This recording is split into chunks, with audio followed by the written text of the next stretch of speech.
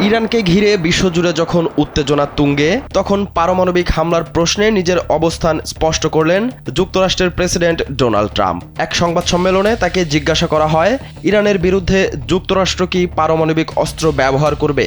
জবাবে ট্রাম্প সরাসরি বলেন, আমার এটা কেন দরকার হবে? তিনি জানান, প্রচলিত সামরিক শক্তি যথেষ্ট, তাই পারমাণবিক হামলার কোনো প্রয়োজন নেই। ট্রাম্প আরও বলেন, কোনো অবস্থাতেই পারমাণবিক হামলা সমর্থনযোগ্য নয়। তবে একই সঙ্গে তিনি ইরানের প্রতি কঠোর বার্তাও দেন। তার দাবি,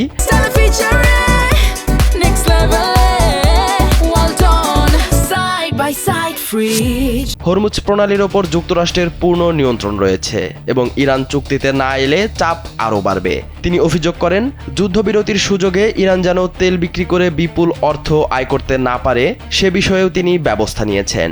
ট্রাম্পের এই বক্তব্য একদিকে কূটনৈতিক বার্তা, অন্যদিকে শক্তির প্রদর্শন। ফলে মধ্যপ্রাচ্যের রাজনীতিতে নতুন সমীকরণ তৈরি হতে পারে।